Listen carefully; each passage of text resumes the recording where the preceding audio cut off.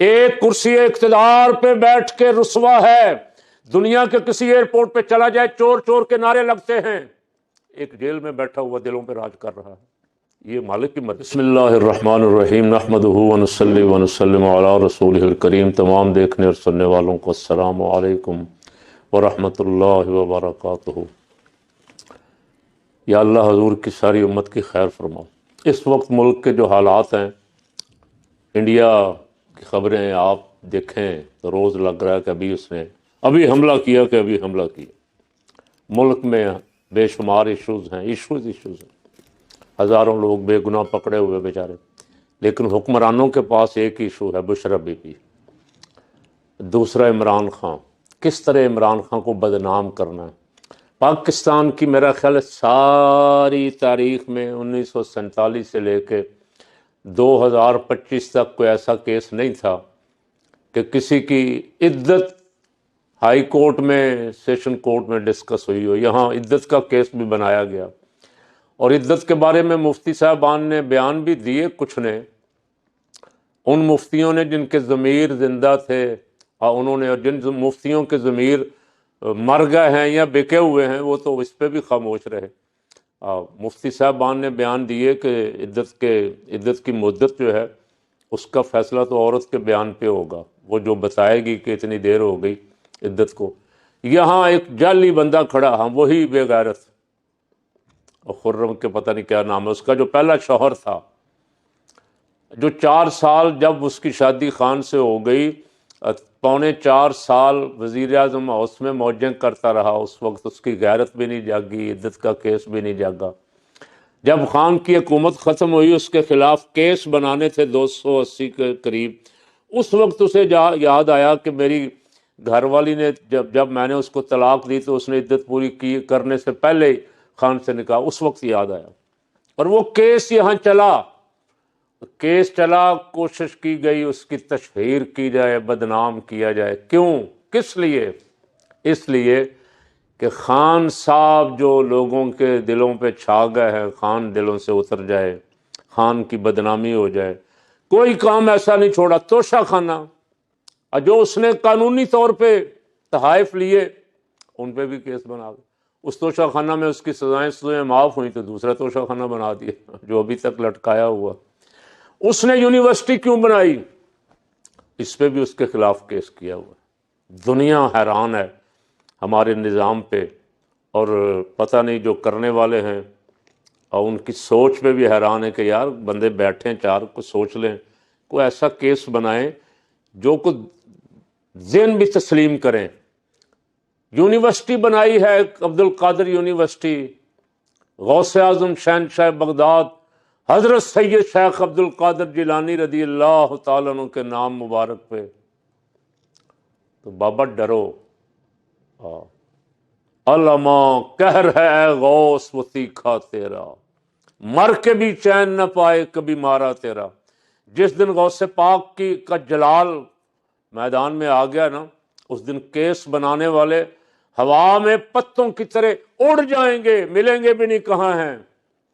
ابھی تو کاش یہ خیال کر لیتے 190 ملین پاؤنڈ لانے والا پاکستان میں، یہاں سے لے جانے والوں کے خلاف تو کوئی کیس نہیں ہوئے، لے جانے والوں نے جائیدادیں بنائیں۔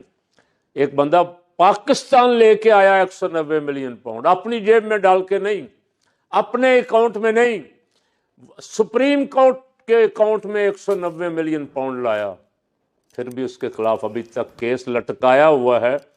وہ کوئی جج آزاد ہوتا نا، تھوڑا سا بھی اس کا یہ زندہ ہوتا تو اس کیس کو اٹھا کے ایسے پھینکتا اور کہتا اس کو لے جاؤ، کیا کیس بنا رہے ہو۔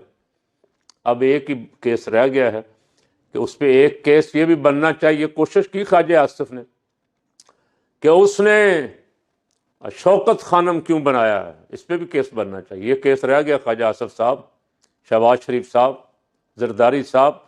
ایک کیس یہ بھی بنائیں کہ اس نے ایک شوکت خانم لاہور میں، ایک پشاور میں، ایک کراچی میں کیوں بنائے ہیں۔ کینسر والوں کا علاج پاکستان میں ہونا ہی نہیں چاہیے۔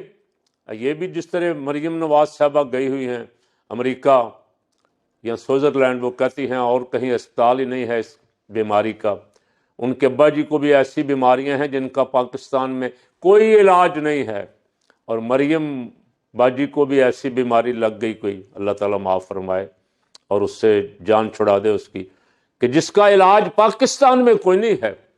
تو آپ یہ کیس بنائیں کہ پاکستان میں کینسر کا اسپتال اس نے کیوں بنا دیا؟ کوئی نہ کوئی ایسا کیس جس سے اس کی بدنامی ہو۔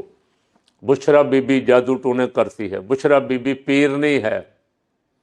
تو مریم صاحبہ نے جو گلاس ہاتھ میں پکڑا ہوتا ہے، اس کا بھی کوئی پس منظر لوگوں کو بتا دیں کہ گرمیوں سردیوں میں گلاس پکڑ کے چلنے پھرنے کا کوئی، کسی جادو ٹونے والے نے یہ ٹوٹکا بتایا ہوا کہ یہ گلاس لوہے کا اسٹیل کا گلاس ہاتھ میں ہوگا تو کوئی جادو نہیں ہو جائے گا۔ زرداری صاحب سے پوچھ لیں، انہوں نے ایک پیر اجاز رکھا ہوا تھا بلاول ہاؤس میں، وہ کس لیے تھا؟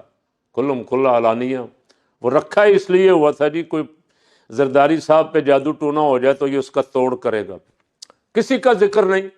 سارے اپنے یہ میاں نواز شریف مانسرا میں ایک پیر سے چھانٹے کھانے جاتا تھا، ایک بابا تھا وہ چھانٹے مارتا تھا، جس کو چھانٹے مار دیتا تھا، اور یہ مشہور تھا کہ جی اس کا کام ہو گیا۔ تو میاں نواز شریف کئی دفعہ چھانٹے کھا کے آیا وہاں سے کہ میری وزارت عظمیٰ ختم نہ ہو جائے، اس کا کوئی ذکر نہیں۔ دی اکانومسٹ میں مضمون لکھوایا گیا ہے کسی خاتون سے کہ جی جادو ٹونے کرتی، جو خاتون اپنی زندگی کی بہاریں چھوڑ کے دین کی طرف آ گئی، تہجد پڑھتی ہے، قرآن شریف پڑھتی ہے، وظائف کرتی ہے، اس کو بدنام کرنے کے لیے جادوگرنی اور جادو ٹونے کرنے والی اور تعویذ داغے کرنے والی پتہ نہیں کیا کیا الزامات لگاتے، تو تمہارے بدنام کرنے سے وہ بدنام ہو گئی۔ تمہارے اس طرح کے الزامات سے لوگوں نے تمہارے الزامات مان لیے۔ کاش تمہیں وہ آیت یاد رہتی جو میاں نواز شریف صاحب جب وزارت عظمیٰ کا حلف اٹھاتے تھے یا شہباز شریف نے جب حلف اٹھایا تو اس وقت جو آیت تلاوت کرواتے تھے نا، وَتُعِزُّ مَن تَشَاءُ وَتُذِلُّ مَن تَشَاءُ بِیَدِکَ الْخَیْرُ، تو جسے چاہے عزت دے، جسے چاہے ذلت دے۔ ایک کرسی اقتدار پہ بیٹھ کے رسوا ہے، دنیا کے کسی ایئرپورٹ پہ چلا جائے چور چور کے نعرے لگتے ہیں، ایک جیل میں بیٹھا ہوا دلوں پہ راج کر رہا ہے، یہ مالک کی مرضی۔ وَتُعِزُّ مَن تَشَاءُ وَتُذِلُّ مَن تَشَاءُ، عزت، اقتدار، کرسی، پاور، طاقت، بڑی کار، بڑی کوٹھی، بڑے بزنس کی وجہ سے نہیں ہوتی، عزتیں تو میرا رب عطا فرماتا ہے۔ اللہ جس کو چاہے جھگیوں میں رہنے والوں کو دلوں پہ بادشاہی عطا فرما دے۔ میرے شہنشاہ داتا علی اجویری نے یہاں ایک جھگی میں بیٹھ کے دلوں پہ حکومت نہیں کی، خواجہ غریب نواز معین الدین چشتی اجمیری نے انڈیا میں، ہندوستان میں دارالکفر میں رہ کے دلوں پہ حکمرانی نہیں فرمائی۔ یہ اللہ کی دی ہوئی عزتیں ہیں۔ اب ایک بندہ 2 سال سے جیل میں، کون سا الزام باقی رہ گیا ہے جو آپ نے نہیں لگایا؟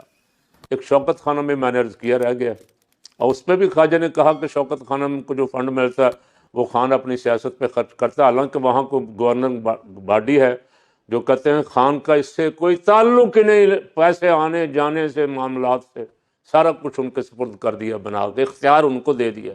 لیکن یہ حکمران چاہتے ہیں کہ کسی نہ کسی طرح اس کو بدنام کریں، جو اپنے سرکاری خزانے سے صحافیوں تک کو چائے پلانے کا روادار بھی نہیں تھا، اور اس پہ بدعنوانی کے، بد دیانتی کے آپ الزامات لگائیں تو سوال ہی پیدا نہیں ہوتا۔ ہاں اس سے تکلیف ہے کچھ لوگوں کو، سیکولر طبقے کو، قادیانیوں کو، لا دین عناصر کو تکلیف ہے کہ وہ بابا فرید الدین گنج شکر کے مزار پر انوار پہ جا کے اس نے سر کیوں جھکایا ہے، اور ان کو تکلیف ہے کہ وہ مدینہ منورہ میں جا کے جہاز سے ننگے پاؤں کیوں آتا ہے، یہ تکلیف ہے ان کو، اور یہ رہے گی۔ یہ تکلیف جو ہے یہ رہے گی، جس کے دل میں اللہ ادب ڈال دے اور اللہ اس کی حفاظت کرنے والا ہے، اور اس کی زندگی میں تو عزت ہے ہی ہے۔ اگر کسی ناجائز طریقے سے خدا نخواستہ خاکم بادہن اسے ختم کرنے والوں نے ختم کرنے کی کوشش کی تو اس کی عزت میں اور اضافہ ہو جائے گا۔ مر کے بھی کچھ لوگ زندہ رہتے ہیں، اب مرنے سے یا ہمارے مارنے سے کچھ لوگ مرتے نہیں ہیں اور زندہ جاوید ہو جاتے ہیں۔ میرے رب کا ارشاد ہے، وَلَا تَقُولُوا لِمَن يُقْتَلُ فِي سَبِيلِ اللَّهِ أَمْوَاتٌ بل احیاء ولکن لا تشعرون۔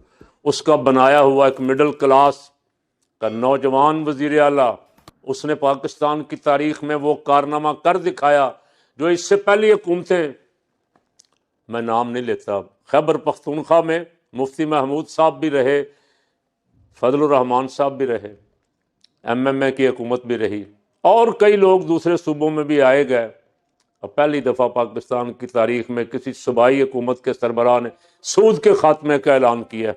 اللہ اس کی حفاظت فرمائے اور اس کو اور اس طرح کے اچھے کام کرنے کی توفیق دے۔